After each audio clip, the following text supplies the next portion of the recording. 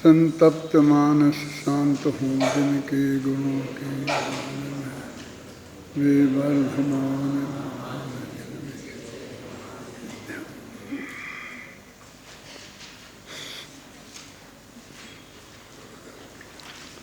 एक ज्ञेय तत्व प्रज्ञापन महाधिकार आरंभ करना है। इसके बारे में समय समय पर बीच बीच में अपन बताते रहे इसकी महिमा को, और अंतिम गाथा में तो स्पष्ट ही कह दिया था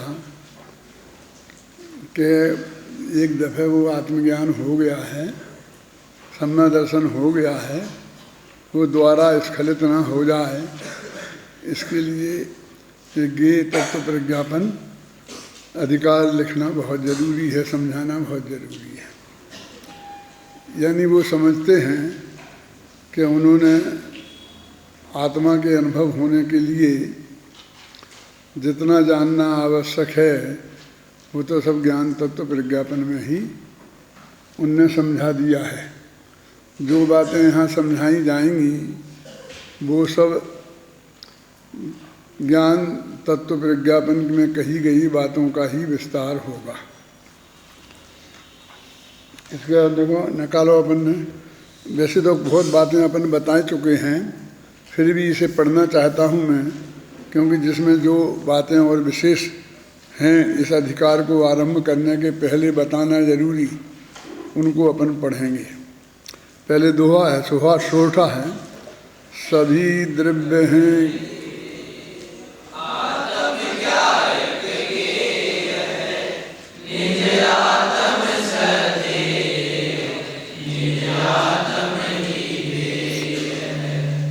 समझ में तो आया होगा दोहा, क्या विशेषता है इसकी, कोई बताएगा?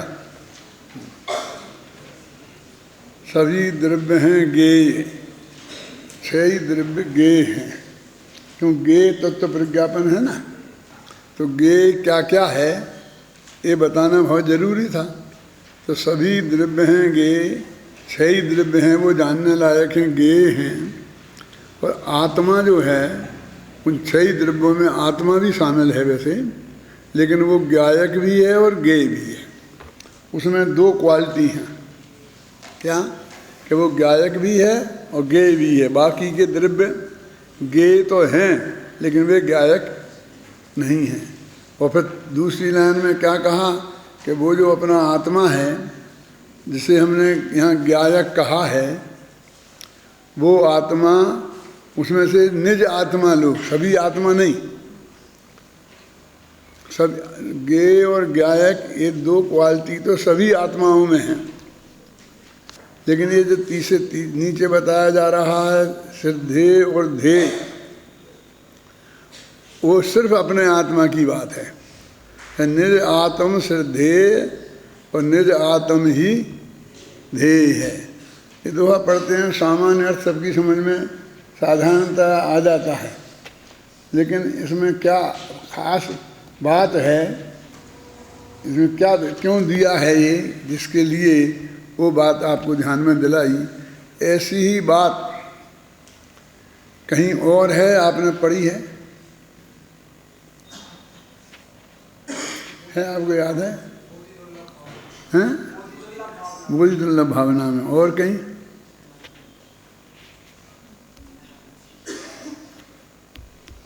संबर भावना में देखो, आप पढ़ो जरा संबर भावना।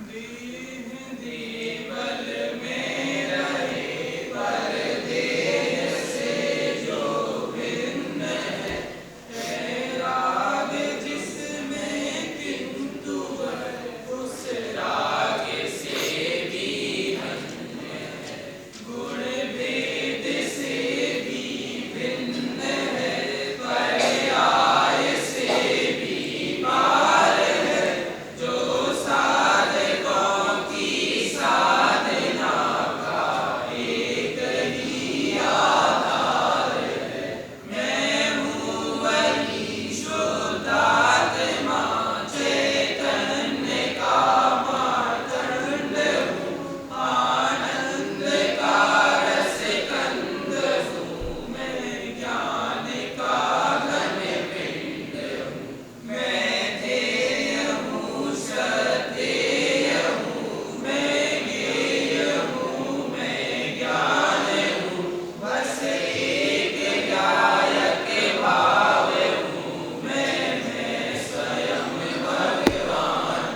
उसमें भी इस पंक्ति को, इस भाव को बताने की कोशिश की है कि मैं गे हूँ, मैं श्रद्धेय हूँ।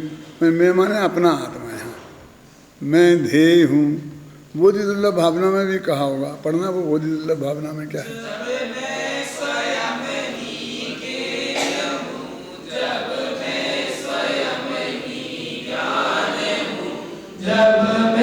स्वयं ही ध्येय हूँ, जब मैं स्वयं ही ध्यान हूँ, जब मैं स्वयं आराध्य हूँ, जब मैं स्वयं आराधना, जब मैं स्वयं ही साध्य हूँ, जब मैं स्वयं ही साधना।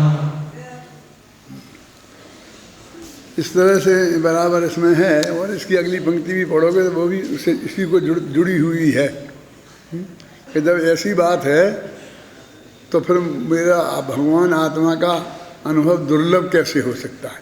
ये बात और है ना, अगली पंक्ति में पढ़ो।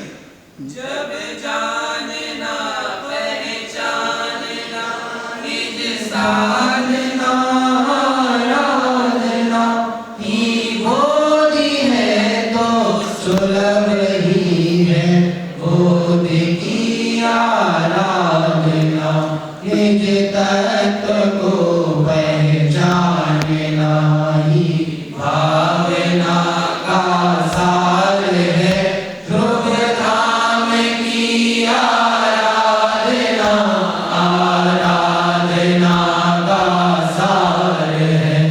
जब सब स्वयं में ही है, कुछ बाहर से लाना ही नहीं है, तो लोक में जो चीज़ दूसरों के हाथ में होती है उसे दुर्लभ माना जाता है, और जो अपने हाथ में होती है उसे सुलभ माना जाता है। क्योंकि ये दूसरे पर निर्भर करता है कि वो देवे चाहे न देवे। लेकिन सब चीज़ जब स्वयं में ही है, साध्य भी मैं स्वयं, साधक भी मैं स्वयं, आराध्य भी मैं स्वयं, आराधक भी स्वयं, गेय भी मैं स्वयं, गायक भी मैं स्वयं।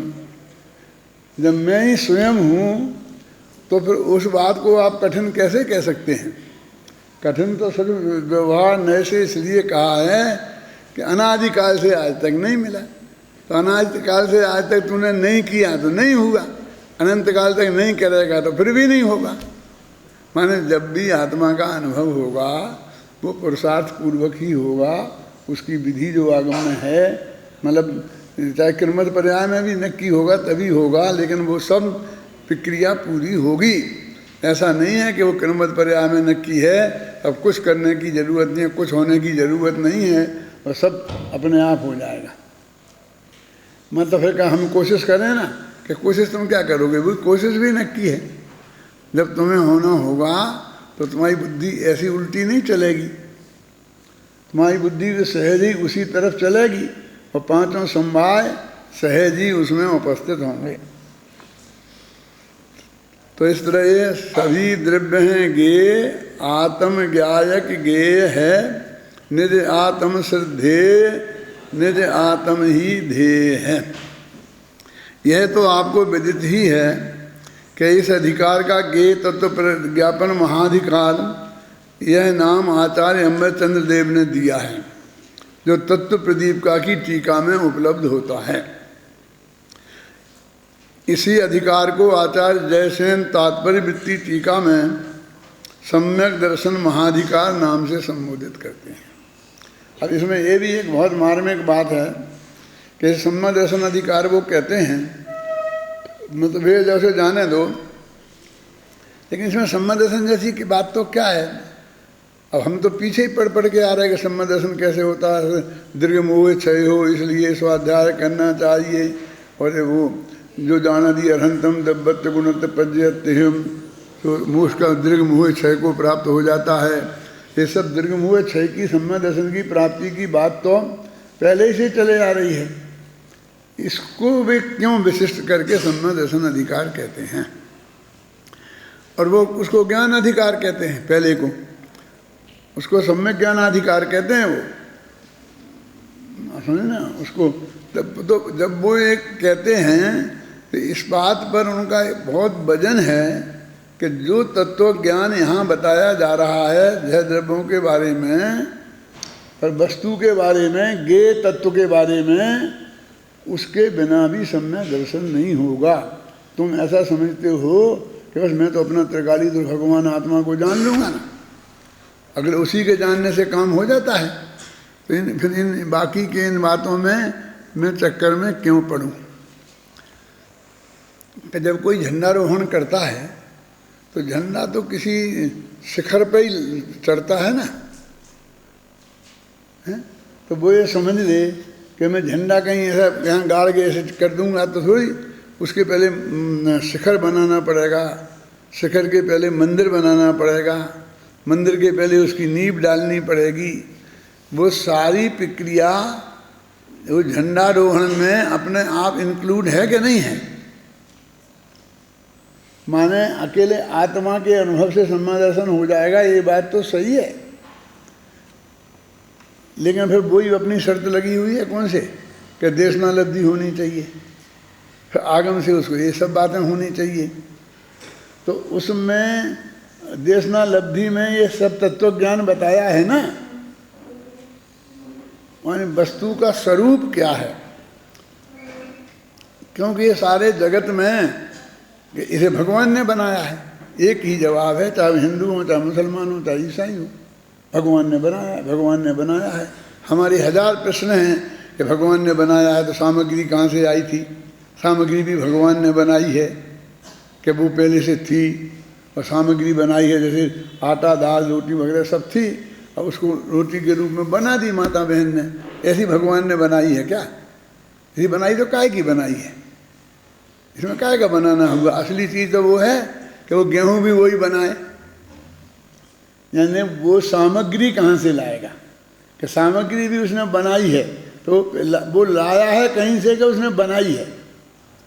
तो हजारों प्रश्न हैं हमारे उनके प्रति, तो फिर हमको भी तो बताना पड़ेगा ना कि वस्तु स्वरूप कैसा है, कब से है, क्यों है, कैसा है, तो हमें उत्तर देने पड़ेंगे ना।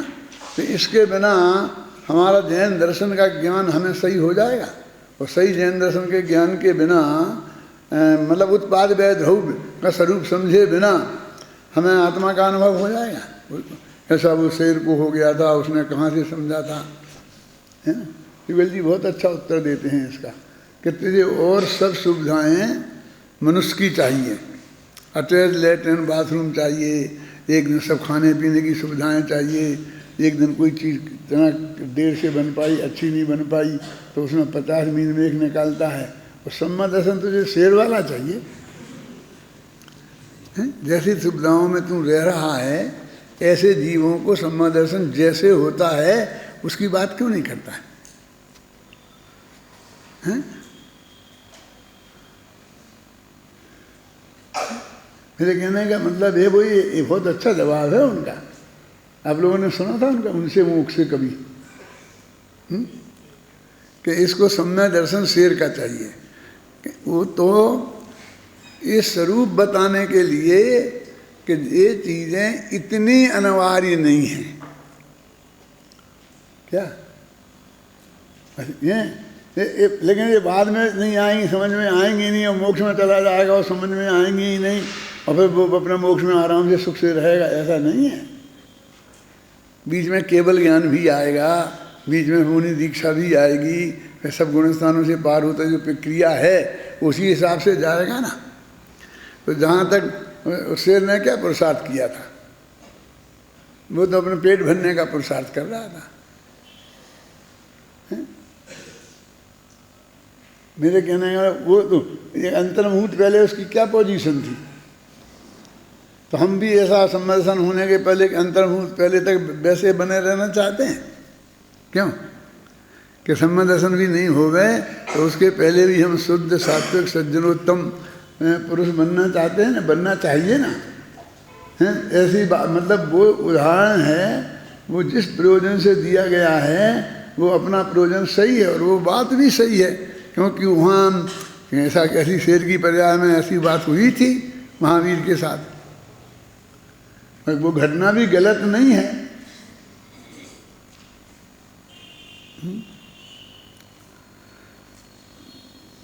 तो इसलिए ये ज्ञेय तत्व प्रज्ञापन में जो बातें बताई जाएंगी उसको सम्यक दर्शन अधिकार कहकर जयसेनाचारी आपके चित्त में जो सम्यक दर्शन की महिमा है उसका लाभ उठाना चाहते हैं। क्या कि तुम इसको सीरियसली पढ़ो, क्योंकि सम्यक दर्शन की प्राप्ति की कामना तुम्हारे हृदय में बहुत गहराई से है, समझ में है ना। और वो आगम को पढ़कर तुम्हारे गुरुओं के मुख से सुनकर उनने तुम्हें सम्यक दर्शन की महिमा बताई, तो जिससे तुम्हारे हृदय में पैदा हुई। तुम कोई घर से वो उद्देश्य लेके नहीं आए थे, हैं? तुम घर से तो ऐसे आए थे कि लोग बहुत कहते हैं इसके बारे में, टोडामल महाराज के बारे में, अपन चलो अपन भी देखें क्या है। क्या आप भी एक ऐसे दर्शक जो परीक्षा करने के जो जो हमने बातें सुनी हैं वे सच्ची हैं कि नहीं हैं। आपके सारा दृष्टिकोण मुझे आत्मा का कल्याण करना है, उस भावना से तो आए नहीं। भगवान महावीर आदिनाथ के समूह शरण में भी वो अनंत लोग तो ऐसे आए थे जो मतलब कि जो जिन्हें अपने आत्मा का कल्याण करना था। कुछ ऐसे भी पहुँचे थे कि देखें क्या है। एक आध का नाम बता सकते हो? हैं? एक आध आदमी का नाम बता सकते हो? हैं? कौन? सुना नहीं मैंने। क्या? हाँ, गौतम स्वामी की है ना, कि जब तक वो वहाँ से वहाँ तक गए थे मानस स्तंभ तक, तब तक तो वो देखें क्या है, हैं? इनके गुरु कैसे हैं, इनके गुरु को देखने के लिए वो आए थे, मेरे कहने का मतलब। तो ऐसे भी लोग हो सकते हैं, लेकिन वे हमारे आदर्श नहीं हैं। हमारे लिए हमारा महाभाग्य ये नहीं है कि हम भी ऐसे ही बने और आते ही फटाफट टॉप पर पहुंच जाएं, फर्स्ट क्लास फर्स्ट से। क्यों? कल तक विरोधी के नेता थे और आज आकर यहाँ भी सेकंड नंबर तो मिल ही जाए।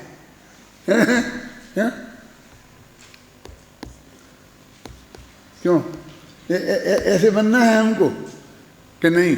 हमको तो जितने जल्दी जितना तत्व ज्ञान प्राप्त हो जाए, सम्यक दर्शन के बहुत पहले प्राप्त हो जाए, संयम के बहुत पहले प्राप्त हो जाए, तो हमें क्या खराबी। हम उसके प्रति ऐसी अरुचि नहीं रखें, उस ये बात करी जा रही है। सम्यक दर्शन अधिकार नाम से संबोधित किया। यह भी पहले बताया जा चुका है कि आचार्य कुंद ने प्रवचनसार को अधिकारों में विभक्त नहीं किया है।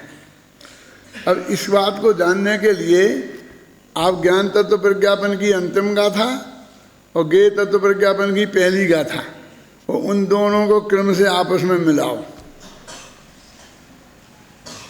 तो आपको अंदाज़ा लग जाएगा कि उन्होंने ऐसा यहाँ से तोड़ेंगे हमारे इस ग्रंथ को, उन्होंने नहीं सोचा होगा। पढ़ो अंतिम गाथा और फिर पहली उसकी अंतिम, इसकी पहली।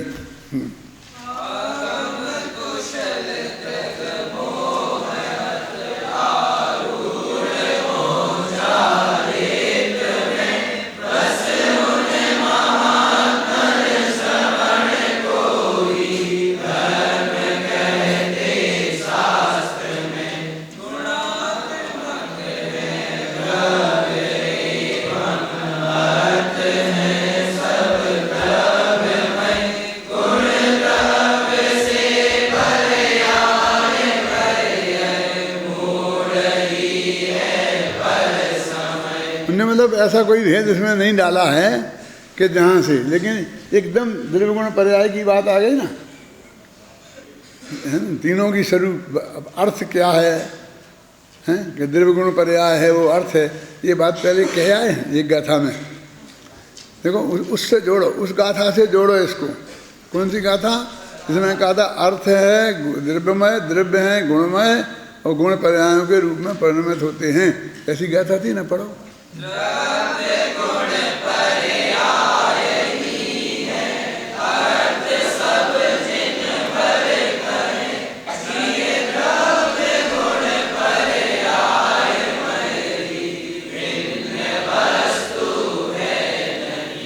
ये जो इस तरह से स्वाध्याय किया जाता है, अध्ययन जिसे हम कहते हैं, दो तरह की चीज़ें होती हैं ना, एक अध्ययन और एक मतलब जिसे अपन बोलते हैं पढ़ना कोरा। अंग्रेजी में भी दो शब्द हैं, एक स्टडी और एक रीडिंग। यूनिवर्सिटी के कोर्स में भी ये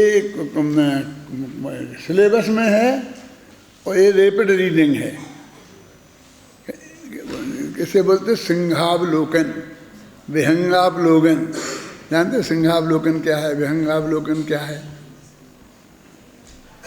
जानते तो होगे, बोला बताओ। कौन सी क्लास में हो तुम? ये आगे वाला। हाँ बोलो, खड़े हो, बोलो। हाँ, कोई क्या बात है, डरते क्यों हो? हाँ हैं, कौन सी क्लास में? इसका उत्तर नहीं आता। सेकंड ईयर में है, इसलिए क्योंकि ये बात में फर्स्ट कोई होता उपाध्याय वाला तो मैं माफ़ कर सकता था, और लेकिन मुझे ऐसा अंदाज़ा है कि आप लोगों को क्लास वाइज बैठा रह जाता है, इसलिए इस पंक्ति में वो तो आ नहीं सकते, वो तो बेचारे पीछे बैठे होंगे। हैं क्यों? बोलो। हाँ हाँ, फिर वो सुनो उसकी। हैं? आपने बताया था। हाँ। जैसे शेर आगे जाता है तो एक बार पीछे मुड़ के ऐसे देखता है, कोई शिकार तो नहीं है, ऐसे आगे बढ़ते जाएं और पीछे का विषय भी ध्यान में रहे, इसका नाम सिंहावलोकन है। सिंहावलोकन माने शेर जब अपने उठता है और जागृत होके फिर अपने काम पे निकलता है। क्या काम है उसको? एक ही काम है, बैठो, शिकार करना। 3 दिन में एक दफे खाना खाता है वो बेला का उपवास करता है। 2 दिन नहीं खाता बिल्कुल भी, 2 दिन कुछ भी नहीं करता। 3 दिन में एक दिन शिकार करता है और एक जीव को ही मारता है, और एक को मारकर सारा परिवार उसके अपना भोजन बनाता है, और 3 दिन में आराम से पड़े रहते हैं। उनके ऊपर वही जानवर जिनको उसने मार के खाया है एक को, वही जानवर उनके ऊपर से निकल जाते हैं, वहीं आसपास घास चरते रहते हैं। वो 3 दिन तक बिल्कुल बोलता नहीं किसी से। हमने आँखों से देखा है। अफ्रीका गए थे तो वहाँ पर ले जाते हैं जंगल में, तो अपन को तो एक बस में बैठा देते हैं, बस बिल्कुल सुरक्षित होती है कि शेर उस पर आक्रमण भी करे तो भी वो नहीं कर पाए, और बाहर वे सब खुले जंगल में रहते हैं। तो 2-3 दिन ले जाते हैं, इसलिए कि वो भी दिखाते जिस दिन वो शिकार करता है उस दिन की पोजीशन, फिर वो 3 दिन कैसा पड़ा रहता है वो भी दिखाते हैं। कुछ नहीं, अहिंसक। उस शेर को हिंसक कैसे कहते हैं? उसे तो वो स्थान मिलना चाहिए, वो बेला तेला वाला, कुछ नहीं। और ये बात इतनी पक्की और प्रसिद्ध है कि वे सब जानवर जानते हैं। सब जानवर जानते हैं ना, नहीं तो उन्हें कौन कहे, कौन समझाए कि आज वो कुछ गड़बड़ नहीं करेगा? वो जानते हैं अब इसने शिकार कर लिया है, अब ये किसी को कुछ 3 दिन तक कुछ नहीं करेगा। वो जानते हैं।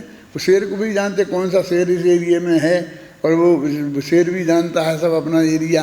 उनके बंधे रहते हैं बिल्कुल एरिया, उसके बाहर कुछ गड़बड़ नहीं करते हैं, और एरिया में किसी दूसरे को आने नहीं देते हैं। ख्याल में कहाँ पढ़ रहे थे अपन? सिंहावलोकन। हाँ, तो ये सिंहावलोकन और विहंगावलोकन। अब ये भी एक चक्कर और है। पर ये बातें बीच बीच में बता देते हैं ना, तो तुम्हें जिंदगी में तुम विद्वान बन रहे काम आएंगी। जैसे कब मौका आएगा तुम्हें कौन बताएगा, इसकी क्लास थोड़ी लगेगी। ये आकाश में जो बाज पक्षी होता है ना, ऐसे शिकारी पक्षी होते हैं आकाश में, कि वो जाकर के ऐसे जो पशु पक्षी आकाश में ही घूम रहे हैं तो उनका ही शिकार करते हैं। जैसे शेर जमीन पर करता है वही काम बाज आकाश में करता है। तो वो भी जब एकदम शिकार के लिए निकलता है तो एक बार ऐसा दिखता है, बिल्कुल चारों तरफ देख करके, और फिर जहाँ जाना हो जाने का निर्णय करता है। उसे बोलते विहंगावलोकन। माने वो गहराई में नहीं जाता है, लेकिन एक ऐसी निगाह डाल लेना, समझे ना? इसको बोलते सिंहावलोकन, विहंगावलोकन, समझे ना? कभी कभी आपने देखा होगा कि ये किताबों में जो भूमिका लिखी जाती है, प्रस्तावना लिखी जाती हैं, कहीं दो शब्द, ऐसे आजकल बहुत बहुत शब्द नाम चलते हैं ना, तो कई जगह विहंगावलोकन भी लिखा जाता है, सिंहावलोकन भी लिखा जाता है कि मैं इस पूरी किताब का मैंने सिंहावलोकन किया है। इस मैंने पूरी गहराई से तो नहीं पढ़ा है, लेकिन एक बार देखा जरूर है पूरे को, और फिर मैं उसके आधार पर लिख रहा हूँ। जैसे ही आप जानते होंगे सर्ग, परिच्छेद, अधिकार, अध्याय, और नाम में कितनी कितनी चीज़ें चलती हैं। लंब, छत्र चूड़ामणि में लंब, सतंगना साहब का 4 में परिच्छेद, तत्वासूत्र में अधिकार। क्यों आपने देखे होंगे कहीं कहीं कहीं। अब इनमें क्या भेद हैं हम तो मोटा मोटा जानते हैं कि जो लंब वगैरह हैं ये प्रथमान योग में ही ज़्यादा आते हैं, परिच्छेद वगैरह। और जैसे इस तरह से अब मोटा मोटा जिन शास्त्रों में अपन ने देखा है, लेकिन उसको उन्होंने कैसे किया, अब ये नए और चल गए हैं, अनुशीलन, परिशीलन, क्या है? पहले होते थे भाष्य, टीकाएँ, टिप्पणी, वृत्ति, वार्तिक, भाष्य, वे ऐसे चलते थे सब चीज़ें।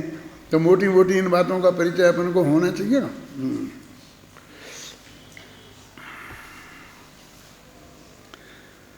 पहले ही बताया जा चुका है कि आचार्य कुंद ने प्रवचनकार को अधिकारों में विभक्त नहीं किया है।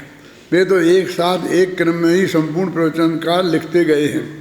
उक्त वर्गीकरण टीकाकार आचार्यों द्वारा ही किए गए हैं। आत्मकल्याण के लिए जगत में जो भी जानने योग्य पदार्थ हैं, उन सभी पदार्थों का वर्णन इसी ज्ञेय तत्व प्रज्ञापन महाधिकार में होगा। ये जो प्रवचन सार, समय सार, इनकी जो विषय वस्तु है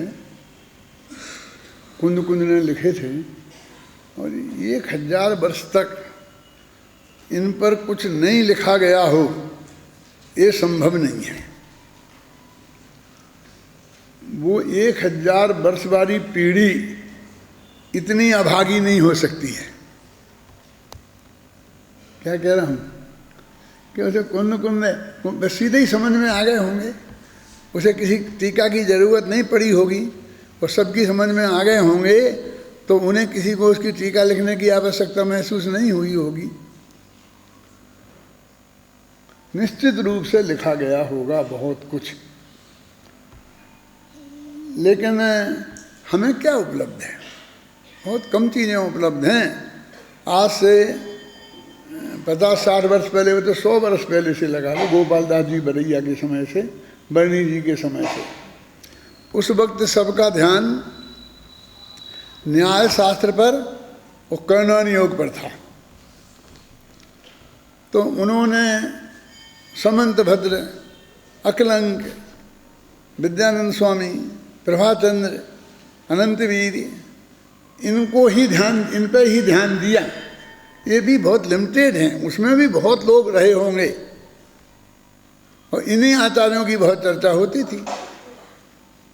हाँ, हमारे यहाँ तो पढ़ाया जाता था, जब हम शास्त्री में पढ़ते थे ना, तो तत्वासूत्र भी पढ़ाया जाता था, फिर सरवार सिद्धि भी पढ़ाई जाती थी, फिर राजवार्तिक भी पढ़ाया जाता था। 3 चीज़ें पढ़ाई जाती थी। जब तक 5 साल 6 साल में शास्त्री होते थे, उतने में 3 चीज़ें पढ़ा देते, तो वही तत्वासूत्र की धारा चलती थी। अब वही न्याय में आप न्यायदीप का परीक्षा मुख, अभी क्यों मुझे ही बोलने दो क्यों? उसके बाद प्रमेय रत्नमाला, आप तो परीक्षा, और फिर आश्रयश्री, और प्रमेय कमल मार्तन। देखो मैं थोड़ा बताता हूँ, उस वक्त का तुम समझ लो जानकारी के लिए। न्याय प्रथमा में 2 ही किताबें थी, सिर्फ न्यायदीप का और परीक्षा में। न्याय मध्यमा में सिर्फ 2 ही किताबें थी, आप तो परीक्षा और प्रमेय रत्नमाला। और न्याय 30 में भी सिर्फ 2 ही किताबें थी, प्रमेय कमल मार्तंड और आश्रयश्री। इन 6 किताबों में एक आदमी न्याय से 30 हो जाता था। अब सुनना, पूरा न्याय शास्त्र आ गया इन तीनों में, जो हमने सब ये पढ़े हैं। आप समझे ना, उस समय न्याय प्रथमा, काव्य प्रथमा, न्याय प्रथमा से जाते थे तो न्याय तीर्थ की डिग्री मिलती थी, और काव्य से जाते थे तो काव्य तीर्थ की डिग्री मिलती थी। तो ऐसे बहुत तीर्थ होते थे, एक दो तीर्थ नहीं होते थे, ऐसे कई। अब फिर न्याय में जैन न्याय, फिर अजैन न्याय, फिर वेदांत, फिर ये सब अलग अलग थे, अलग अलग तीर्थ थे। मैंने हम उस हमारे पास जो सर्टिफिकेट मिला था ना, तो उसमें मालूम क्या लिखा था, हमने जैन दर्शन के संबंध में शास्त्री की परीक्षा पास की, इसलिए आपको न्याय तीर्थ की डिग्री से विभूषित किया जाता है, ऐसा लिखा, संस्कृत में ऐसा लिखा रहता था।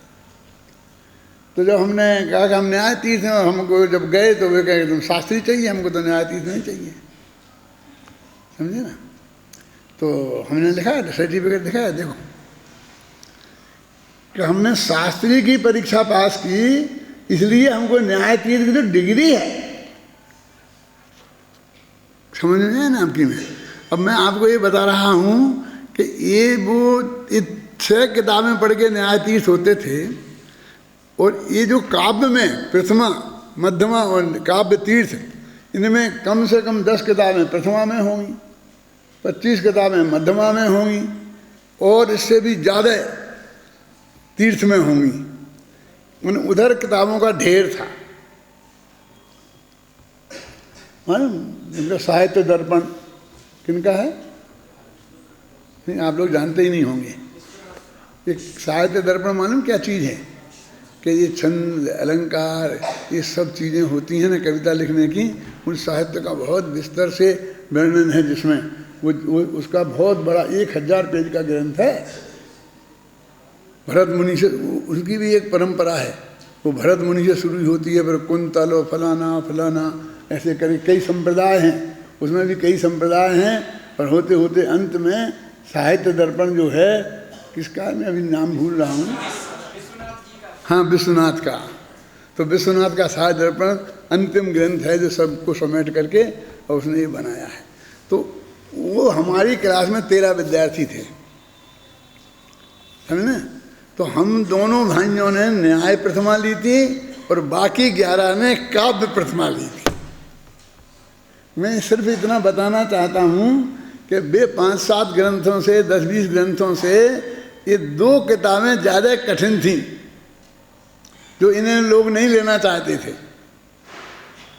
और वो ऐसे ही कहते थे कि उसमें तो मज़ा आएगा, साहित्य में आएगा, जब वर्णन के शकुंतला पढ़ेंगे, ये पढ़ेंगे, ये पढ़ेंगे, साहित्य में तो शकुंतला की कमर नापने को मिलेगी वो सब लगता था, क्योंकि उसमें तो काव्य का रस था ना, ये सब चीज़ें थी। और इसमें तो कहते बहुत रूखा दूसरे के मतों का खंडन मंडन यही ज़्यादा होता था ना, लेकिन इसकी जितनी कीमत थी उतनी उसकी नहीं थी। अभी एक थोड़ी और समझ लो कि ये परीक्षाएं होती थी कलकत्ता से। इसका नाम था बोर्ड का बंगीय संस्कृत शिक्षा परिषद। क्या नाम था जिसने हमें डिग्री दी थी? बंगीय माने बंगाल की संस्कृत शिक्षा की परिषद थी, उसका वो बोर्ड था। और वो जो परीक्षाएं साहित्याचार्य, न्यायाचार्य, ये जो परीक्षाएं थीं, ये व्याकरणाचार्य, ये सब थीं बनारस की। तो बनारस में भी उस जमाने में यूनिवर्सिटी वगैरह नहीं थी। क्वींस कॉलेज के नाम से एक कॉलेज था जो संस्कृत के विद्वान तैयार करता था। अब क्वींस कॉलेज ऐसा नाम का है, संस्कृत का किसी आचार्य का नाम नहीं, किसी नहीं। क्वींस माने महारानी कॉलेज, यहाँ भी महारानी कॉलेज, महाराजा कॉलेज है। तो हमने क्वींस कॉलेज की प्रथमा दी थी, प्रथमा मध्यमा, फिर उसमें आचार्य होता था। प्रथमा माने 1 साल प्रथमा, 4 साल मध्यमा, और फिर 2 साल का आचार्य। ये फिर साहित्याचार्य, व्याकरणाचार्य, न्यायाचार्य ऐसे बनते थे। ऐसी पद्धति उस वक्त चलती थी। यूनिवर्सिटियाँ तो बस 1-2-3 यूनिवर्सिटियाँ थीं। एक इलाहाबाद की यूनिवर्सिटी, एक बनारस की सबसे पहले बनी थी, फिर दूसरी बनी अलीगढ़ में, फिर तीसरी इलाहाबाद में बनी। ऐसे 2-4 थी। परीक्षा बोर्ड भी एक ही था, अजमेर परीक्षा बोर्ड, जहाँ से मध्य प्रदेश का भी समझे ना, वहाँ इतनी दूर दूर से परीक्षाएं अजमेर बोर्ड से ही होती थी, फिर बोर्ड भी नहीं थी, ये सब अलग अलग नहीं थी, ये सब बाद में बने हैं सब। ये थोड़ी सी जानकारी वैसी है। अब अपन कहें पहले सभी द्रव्यों की सामान्य चर्चा करेंगे। ये गे तत्व प्रज्ञापन में हम क्या करेंगे ये बता रहे हैं। उसके बाद सत द्रव्यों में अनेक युगलों में विभक्त कर प्रस्तुत करेंगे तथा प्रत्येक द्रव्य की अलग अलग विशेष चर्चा करेंगे। तत्पश्चात ज्ञान और ज्ञेयों की भिन्नता का स्वरूप स्पष्ट करेंगे। ये 3 पंक्तियों में पूरा ज्ञेय तत्व प्रज्ञापन की विषय वस्तु आ गई। ये तो सामान्य की तो बात कई दफ़े करते रहे अपन, इसमें उत्पाद वै ध्रुव वगैरह ये सब चीज़ें आएंगी। फिर विशेष में जो 6 द्रव्य है ना, तो ऐसे जोड़े बनाए, जीव अजीव अपन एक ही जोड़ा बनाते हैं, जीव अजीव। फिर वहाँ हर एक को ऐसे बनाएंगे। अब जैसे एक काल को बनाएंगे तो कैसे बनाएंगे, काल का बनाएंगे, जैसे जीव अजीव का बनाया ना, तो काल का बनाएंगे अस्थि का है और नास्ति का है। फिर काल द्रव्य को एक तरफ खड़ा कर दिया ना, और बाकी 5 को एक तरफ, माने बाकी 5 को एक तरफ करो और एक को एक तरफ करो। ऐसे उनने हर द्रव्य के साथ किया है। अब पुद्गल का बनाओ, मूर्ति को रूपी और अरूपी, है ना, ऐसे जोड़े बना बना करके वो बताएंगे। वो कहते फिर हर एक की अलग अलग स्वरूप भी बताएंगे। इस तरह से विशेष अधिकार में करेंगे। फिर ज्ञान ज्ञेय विभागाधिकार। अब वास्तव में मेरा कहना ऐसा है कि इनने ज्ञेय तत्व प्रज्ञापन में से क्यों रखा। ये तो ज्ञान तत्व प्रज्ञापन और ज्ञेय तत्व प्रज्ञापन इन दोनों के संबंध में है ना, ज्ञान ज्ञेय विभागाधिकार। इसका 3रा अध्याय बनाना चाहिए, महाधिकार बनाना चाहिए अलग। ज्ञान ज्ञेय विभागाधिकार, समझ गए ना, उसका नाम ही ऐसा है कि हमने पहले ज्ञान तत्व समझाया, फिर ज्ञेय तत्व समझाया। अब दोनों में क्या फर्क है, आपस में अंतर क्या है, भेद विज्ञान का अधिकार है वो। हमें भेद विज्ञान कराना है ना, भेद विज्ञान तो मूल है जैन धर्म का। तो 3रे का नाम क्या है, ज्ञान ज्ञेय विभागाधिकार। इसमें सब वो ये शरीर आत्मा नहीं है, ये ऐसा सब कराएंगे। ये सब ज्ञेय है, ये ज्ञान है, ये ज्ञेय है, ज्ञान है। वो ऐसी स्थूल चीज़ें आएंगी, कई चीज़ें कि आपको लगेगा ये तो हम पर पार्वत पाठमाला 1 में पढ़ जाए थे, 2 में पढ़ जाए थे। ऐसी चीज़ें भी आएंगी। उनके सामने थोड़ी बालबोध पाठमालाएँ थी, और उनके पास आचार्य के पास आते थे तो वे बालबोध पाठमाला पढ़े हुए लोग आते थे। वो तो अपने सामान्य तरीके से जो भी उनके पास आते थे उन्हें पढ़ाते थे, उनके हिसाब से उनने वो बातें लिखी। फिर कहेंगे कि अब ये आदमी 2 अधिकार हो गए ना, सम्यक दर्शन अधिकार और सम्यक ज्ञान अधिकार, अथवा ज्ञेय तत्व प्रज्ञापन और ज्ञान तत्व प्रज्ञापन। तो अब ये कहते हैं कि एक चारित्राधिकार अवश्य होना चाहिए। अब वो जीवन में धारण करने की 4थे गुणस्थान तक पहुँचने का रास्ता तो ये 2 अधिकार हैं। अब 4थे से आगे बढ़ने का रास्ता उसको कुंद ने अमरचंद ने रखा चरणान योग सूचक चूलिका। उसे अधिकार ही नहीं माना उनने, महाधिकार तो दूर रहा। ये ज्ञानाधिकार है, ये ऐसे अधिकार है ना, वो महाधिकार वो चूलिका माना। और इनने से चारित्राधिकार कहा, किन्ने, जैसे ने एक सम्यक ज्ञानाधिकार पहला, सम्यक दर्शनाधिकार दूसरा, और तीसरा उसमें चारित्राधिकार। और बिल्कुल मुनि दीक्षा लेते हैं तो सबसे पहले माता पिता से आज्ञा लेते हैं, तो आज्ञा किस भाषा में लेते हैं, वो सब बातें उनने वहाँ से बताई।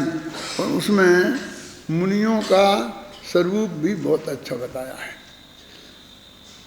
मैं सिर्फ एक दृष्टि से उसके बारे में कमेंट्स करूँगा तुम लोगों के सामने। इसे मुमुक्षुओं को जरूर पढ़ना चाहिए, क्योंकि मुमुक्षुओं ने जितनी कठोर दृष्टि बना रखी है, क्या समझे परमात्मा,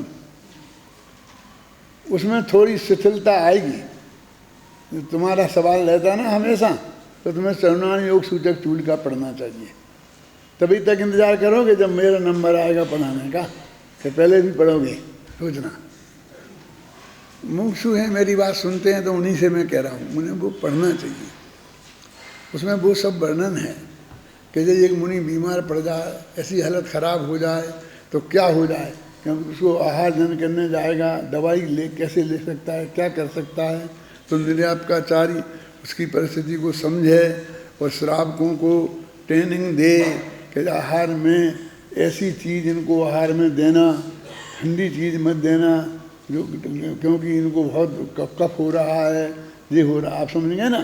और उसमें इस शुद्ध सात्विक दवाई बताएंगे कि ये दवाई देना, तो आहार में देना।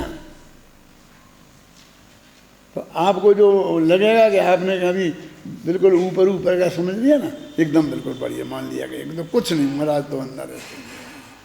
लेकिन वे भी तो हमारे जैसा उनका शरीर है ना, उनकी भी तो बहुत सारी तकलीफ़ें हैं ना, उन सब पर विचार करो ना। आप लिखो ना एक किताब, आप माने आप सोचो। मैं हमेशा आपसे कहता हूँ कि जब भी मुनि धर्म पर विचार करो तो एक दृष्टि सबसे पहले रखो कि मुझे मुनि बनना है, और उसके लिए मुझे मुनि धर्म का स्वरूप समझना है।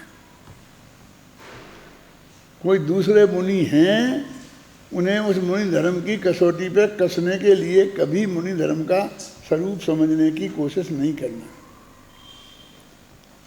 अब उसमें आ जाएगा, क्योंकि जब हम समझ जाएंगे, स्वरूप हमारे ख्याल में आ जाएगा, तो उसके अनुकूल प्रवृत्ति दिखेगी वो अलग दिख जाएंगे, जिनकी प्रतिकूल प्रवृत्ति दिखेगी वो अलग दिख जाएंगे। तो ये वो हमारा एक्स्ट्रा लाभ है जो हमें प्राप्त होगा ही, लेकिन दृष्टि नहीं रखनी चाहिए। मैंने संलेखना पे सोचा, विचारा, लिखा, तो पहले ये दृष्टि से अपने हिसाब से लिखो। ऐसा नहीं कि उनको ऐसा नहीं करना चाहिए था, उनको ऐसा नहीं करना चाहिए था। वो विद्यानंद जी ने वो ले ली थी तो उनको 80 वर्ष के हो गए, वो 12 वर्ष पूरे हो गए तो उन्हें मर जाना चाहिए। ऐसी कहने वाले सैकड़ों हैं।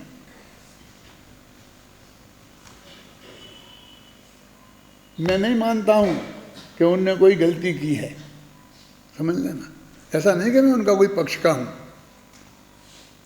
लेकिन मैंने जनवाणी पढ़ी है ना, अभी पढ़ी। उनने भी मुझे अपने 10-20 लेख दिए, जिन लेखों में उन्होंने खूब जनवाणी पढ़ करके और लिखी बातें, तो उनने भी स्टडी की है, उसके बाद की होगी, पहले की होगी, कभी भी की होगी नहीं। 10-15 लेख कैसे लिख दिए, मेरे पास रखा है वो पूरा पुथन्ना। हाँ दीदी, आपने देखा था वो रखा है। हालांकि फिर मैंने उसे अच्छी तरह से पढ़ा, और ऐसी कोई चीज़ मुझे कोटेशन में देने लायक नहीं मिली कि जो मैं उसे देता, लेकिन उनने स्टडी की है, ये बात तो पक्की है ना। मेरे में पहले से भी मौजूद थी चीज़ें, तो उनने स्टडी की है गंभीरता से। उन्होंने जो भी निर्णय लिया है जीवन के लोभ में नहीं लिया है, स्वरूप ही ऐसा है। हम अपनी शुद्ध लेकिन अभी ये संलेखना लेने वाले जितने लोग हैं, मैं मुनिराजों की बात नहीं करता हूँ, फिर आप उधर मत ले जाना। जो सामान्य ग्रस्त हैं और जो संलेखना लेना चाहते हैं, उनने पहले क्या पढ़ा, उनने संलेखना के बारे में क्या जाना, ये जानने की ज़रूरत नहीं है। आप कोई धंधा करते हैं कि मुझे पान की दुकान खोलनी है, तो उसके बारे में, पान के बारे में पहले थोड़ी बहुत स्टडी करते हैं कि नहीं करते हैं? कि क्या क्या लगता है पान में, कि चूना क्या होता है, कत्था क्या होता है, कि क्या करना है ये पान की दुकान। अरे वाह, तू चूना कत्था नहीं जानता है, पान की दुकान करेगा। समझ गए ना आपकी में? ऐसा मुनि धर्म ऐसा है, श्रावक धर्म संयम ऐसा है कि उसके बारे में कुछ नहीं जानेंगे और हम ले लेंगे संयम। उपवास के बारे में हम कुछ नहीं जानेंगे और उपवास कर लेंगे, कि जानते हैं ना, बस रोटी छोड़ी जाती है, खाना छोड़ दिया, वो सब बात। पर इतना ही जानना पर्याप्त है। क्यों? सैकड़ों आदमी ऐसे नहीं हैं, खासकर महिलाओं में, कि वे इतना ही जानना पर्याप्त समझती हैं कि क्या खाया जाता है, क्या नहीं खाया जाता है, हैं? इसे ज़्यादा क्या समझती है? समझने की कोशिश ही नहीं की। हर बात में हमें सीरियस तो होना चाहिए ना, कोई चीज़ हम धारण कर रहे हैं तो किसी सीरियस होना चाहिए। पहले सभी द्रव्यों की सामान्य चर्चा करेंगे, उसके बाद सरद्रव्यों के अनेक युगलों को विभक्त कर प्रस्तुत करेंगे तथा प्रत्येक द्रव्य की अलग अलग विशेष चर्चा करेंगे। तत्पश्चात ज्ञान और ज्ञेयों की भिन्नता का स्वरूप स्पष्ट करेंगे। बहुत से लोग ऐसे होते हैं कि हमने तो ये स्वाध्याय किया नहीं था ना इसका प्रवचनसार का, तो हमने शास्त्र की गद्दी पर रख लिया। प्रवचन कौन करता है? कि मैं ही करता हूँ। अरे उसे ये अधिकार है, तूने आज तक उसे देखा नहीं है और तूने गद्दी पर रख लिया। कम से कम एक बार आद्योपांत गहराई से देखने के बाद ही गद्दी पर रखना चाहिए। क्यों? क्या दिक्कत है मालूम इसमें?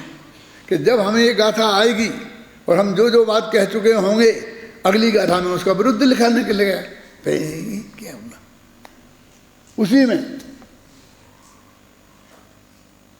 तो हम ऐसे हैं, हम ऐसे लोगों से पढ़ते हैं कि मेरा भी साथ में अध्ययन हो जाएगा। अरे तुम अध्ययन अपने लिए पृथक करो और एक दफे आदि से लेके अंत तक गाथाओं का पूरा अपना एकांत में अध्ययन नहीं कर लो तब तक प्रवक्ताओं को उसको प्रवचन में रखने का अधिकार नहीं है। ये निरंतर जो प्रवचन करते हैं, जहाँ उनकी बात कर रहा हूँ। तुमने एक दिन के लिए गए, एक गाथा पढ़ ली, देख ली और एक दिन वहाँ प्रवचन कर दिया, वो एक बात अलग है। लेकिन आप जहाँ रहते हो ना, गाँव में रहोगे, जिस गाँव में, उस गांव में जिस ग्रंथ पर भी प्रवचन करो, देखो तुम शास्त्री हो, फर्स्ट क्लास हो जाओ, टॉपर्स हो जाओ, लेकिन यदि तुम्हारे उस गांव के लोग कहें कि हमें तो आप साहब जय धवल पढ़ा दीजिए, हमें तो आप साहब फलानी चीज़ रख दीजिए साथ सभा में, अपन वो पढ़ेंगे, तो आप बिल्कुल हाथ जोड़ के कह दो कि मैंने उसे पढ़ा नहीं है। मेरी दृष्टि में उसके पहले इसकी है। आप अपनी सलाह बताइए। सबसे ज़्यादा विशेषज्ञ आप ही हैं जो डिसीजन करेंगे, उन अनाड़ियों के आधार पर नहीं। उनके मन में विकल्प आया कि आज का धवल की चर्चा बहुत चलती है, अपन भी धवल पढ़ लेते हैं। कि गोमरसार पढ़ा है तो गोमरसार पढ़े बिना धवल पढ़ लोगे क्यों? ऐसी प्रवृत्ति है। माने फिर वो ग्रंथ जो आपने आद्योपांत पढ़ा है वो रखना चाहिए। यदि और ग्रंथ रखने का है तो पहले आद्योपांत उसे पढ़ना चाहिए और रोजाना उसे घर से पढ़ के आना चाहिए। मैं तो ये पहले दिन से और आज तक ये निभाता हूँ। मैं 1 घंटे का प्रवचन करता हूँ तो ज़्यादा 1 घंटा नहीं मानता हूँ, उसे 2 घंटे मानता हूँ कि 1 घंटे मैं आपकी स्टडी में लगाऊंगा और 1 घंटा मैं प्रवचन करूंगा, तो 2 घंटे की मेरी ड्यूटी पक्की हो गई। समझे? सब शास्त्रियों से कह रहा हूं मैं, ख्याल में है ना, बिल्कुल बहुत जिम्मेवारी से। हम श्रावकाचार्य की क्लास लेने बैठे हैं तो श्रावकाचार्य पूरा हमारे ख्याल में तो होना चाहिए। फिर वो बात उसके जो हमने अभी पहले कह दी उसके विरुद्ध निकलेगी तो। लेकिन हम इतने भाग्यशाली हैं कि हमारे श्रोता ही ऐसे होते हैं, उन्हें कल हमने क्या कहा था यही याद नहीं रहता है, तो फिर भी हमें क्या बताएंगे तो उन्होंने कल तो ये कहा था, आज जो जिस दिन आएगा उस दिन वो हम कह देंगे। सीरियस नहीं है ना, एक काम बहुत सीरियस करने का है। इस प्रकार ज्ञेय तत्व प्रज्ञापन महाधिकार 3 अधिकारों में विभक्त है, जो इस प्रकार हैं: द्रव्य सामान्य प्रज्ञापन अधिकार, द्रव्य विशेष प्रज्ञापन अधिकार और ज्ञान ज्ञेय विभागाधिकार। द्रव्य सामान्य प्रज्ञापन अधिकार प्रवचन सार का सर्वाधिक महत्वपूर्ण अंश है, क्योंकि इसमें प्रतिपादित वस्तु स्वरूप जब तक हमारे ख्याल में नहीं आएगा तब तक सम्यक दर्शन की प्राप्ति संभव नहीं है। अब कहें तो आप कोर्स बढ़ाते जा रहे हैं, हम तो उधर के कांजी स्वामी के शिष्य हैं कि जिसमें कोई ज़्यादा झंझट का काम नहीं है, बस फटाफट एक दिन आए, एक व्याख्यान सुना और रात में एक कमरे में बैठे और सुबह सम्मत दर्शन लेके उठे। हम तो ऐसे गुरु के शिष्य हैं, गुरु का सर्टिफिकेट मिल गया सारे देश में। क्यों शांतिलाल जी, ठीक है? अरे तुम उन गुरुदेव के शिष्य हो जिनने सारी जिंदगी अपनी 20 वर्ष की उम्र से लेकर 90 वर्ष की उम्र तक कम से कम रोजीना 4-6 घंटे स्वाध्याय किया प्रवचन के अलावा। 2 टाइम प्रवचन किया और 1 टाइम चर्चा की, उसके अलावा 4-6 घंटे स्वाध्याय किया। उन्हें बदनाम करते हो हम उन गुरु के शिष्य हैं। उन अध्ययन का विरोध करते हो उनके नाम पर।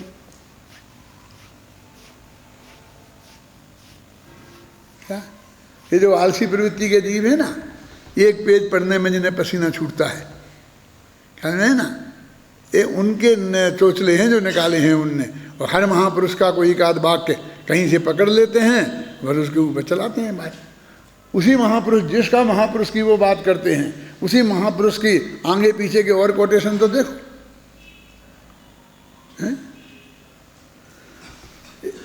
गुरुदेव श्री बेचार कला तो रोजाना स्वाध्याय जो ये, वो एक आदमी उनके ख्याल में था कि जो 4 घंटे रोजाना स्वाध्याय करता है। एक नाम उनने सुन रखा था, जिनका नाम है डॉक्टर चंदू भाई। राजकोट में थे तो उनके बारे में उनके कान में पहुंच गई होगी कि वे रोजाना 4 घंटा घर पर बैठ के स्वाध्याय करते। डॉक्टर थे, प्राइवेट प्रैक्टिस करते थे, अपने दवाखाने में बैठे रहते थे, किताब शास्त्र रखते थे, पढ़ते रहते थे। आया ग्राहक कोई तो उसे देख लिया, दवाई दे दी।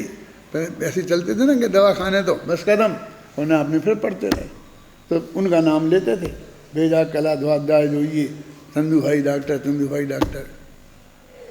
क्यों? अब बे गुरुदेव ये कहते थे, अब बे गुरुदेव कहते ऐसा हो गया। अब फिर हमें कौन, फिर वो शेर वाला समय दर्शन है। मैं ये नहीं कह रहा हूँ कि उन्हें हुआ था कि नहीं हुआ था, कि शेर को हुआ था कि नहीं हुआ था, लेकिन मैं कहता हूँ वो राजमार्ग नहीं है। ये कह रहा हूँ, आप समझ गए ना, उल्टा मत समझना मेरा। उन महापुरुषों पर मैं कोई शंका नहीं कर रहा हूँ।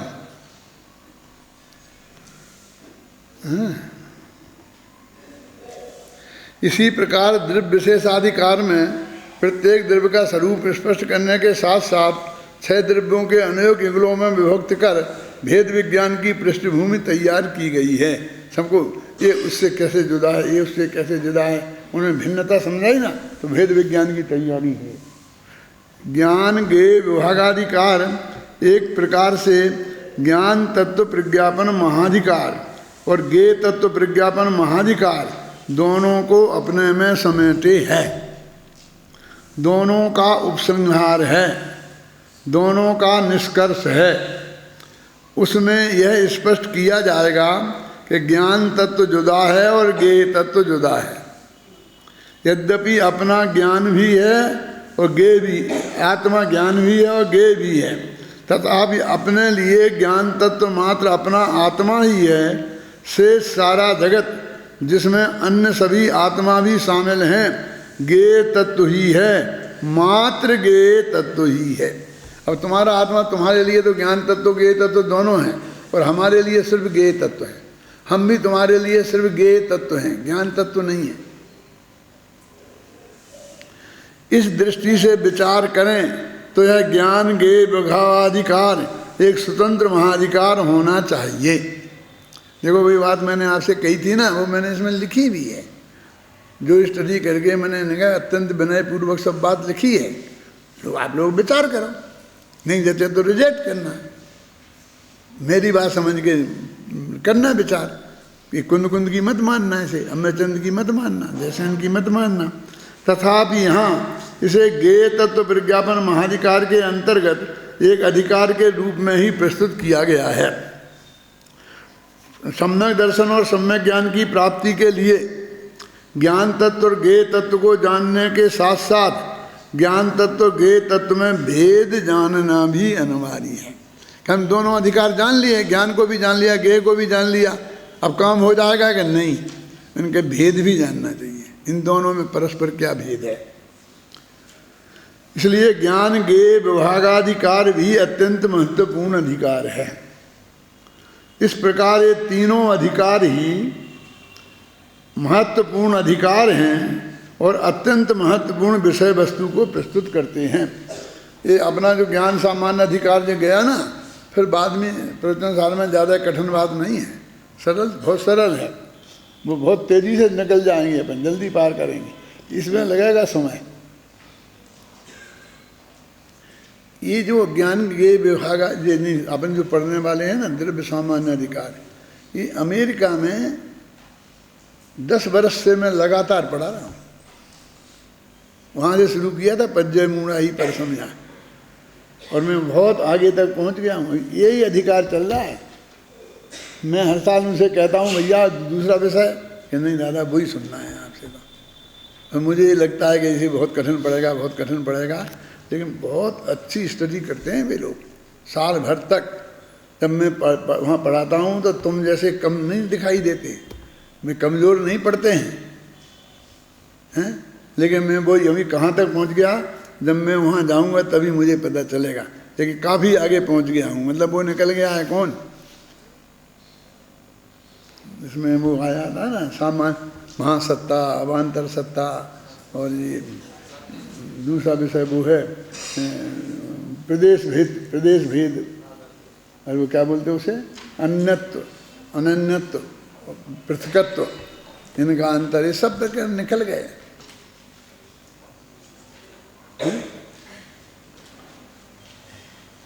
तो मेरे लिए तो ये पढ़ाया हुआ ऐसा विषय है अभी है, लेकिन मेरे को भी कठिन लगता है, ऐसा नहीं। मैं बराबर रोजीना स्टडी करता हूँ, करके फिर तुम्हारे सामने रखूँगा। क्या सम्यक दर्शन और सम्यक ज्ञान की प्राप्ति के लिए ज्ञान तत्व ज्ञेय तत्व को जानने के साथ साथ ज्ञान तत्व ज्ञेय तत्व में भेद जानना भी अनिवार्य है। समय हो गया भाई तुम्हारा, इसलिए ज्ञान ज्ञेय विभागाधिकार भी अत्यंत महत्वपूर्ण अधिकार है। इस प्रकार ये तीनों अधिकार ही महत्वपूर्ण अधिकार हैं और अत्यंत महत्वपूर्ण विषय वस्तु को प्रस्तुत करते हैं। तत्व प्रदीप का टीका में ज्ञेय तत्व प्रज्ञापन महाधिकार के आरंभ में मंगलाचरण संबंधी कोई गाथा नहीं है, किंतु आचार्य जयसेन के तात्पर्य वृत्ति टीका में मंगलाचरण संबंधी गाथा प्राप्त होती है। ऐसा लगता है कि आचार्य कुंद ने तो यहाँ मंगलाचरण की गाथा लिखने की आवश्यकता ही नहीं समझी, किंतु उनके परवर्ती किसी ने कालांतर में ऐसा लगा कि अधिकार का आरंभ है तो मंगलाचरण होना ही चाहिए, और उसने इस गाथा को इसमें शामिल कर दिया। गाथा इस प्रकार है, कल पढ़ेंगे, टाइम हो गया तो।